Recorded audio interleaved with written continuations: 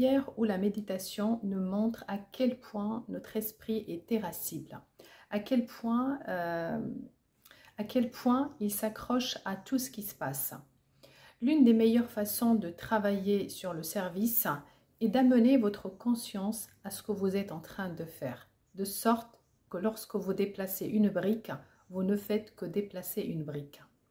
Vous ne pensez pas au fait de déplacer une brique, vous n'êtes pas en train de penser au déplacement de la brique, mais vous déplacez simplement cette brique.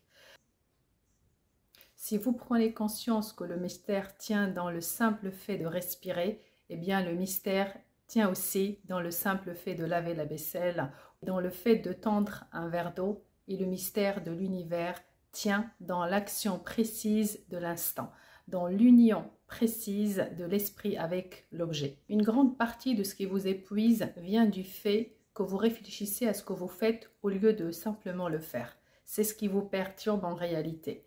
Ce qui vous affaiblit, c'est votre réflexion sur vos actions et non pas les actions elles-mêmes. C'est incroyable comme les gens peuvent être exténués après être restés assis toute la journée, non pas à cause de l'action physique, mais à cause des pensées de leur esprit pendant tout ce temps.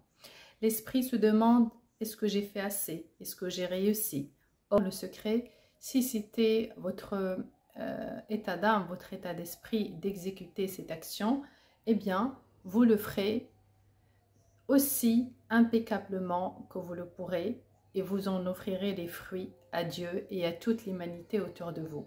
Et ce qui doit arriver, arrivera. Et non pas parce que vous essayez de bien faire ou que cela vous stresse, mais parce que vous vous sentez en harmonie lorsque vous le faites. Pourquoi rendez-vous service aux gens? Nous tendons souvent à penser que le bénévolat est préférable au fait de prendre de l'argent. Mais peu importe les motifs pour lesquels vous le faites, si vous vous identifiez à ces motifs, vous êtes loin du compte, croyez-moi. Que vous le fassiez pour de l'argent ou pour être une bonne personne ou même pour aider quelqu'un, si vous pensez aider en rendant service, vous réduisez son effet. Vous rendez service parce que vous rendez service, parce que vous êtes comme ça, parce qu'il y a de la souffrance et que vous êtes là. Vous arrivez dans ce monde avec cela, avec tout cela en vous. En accomplissant ces actions, vous pouvez gagner de l'argent ou non. Et dans les deux cas, cela n'a aucune importance. C'est un peu plus difficile à gérer avec de l'argent, mais c'est bénéfique pour vous.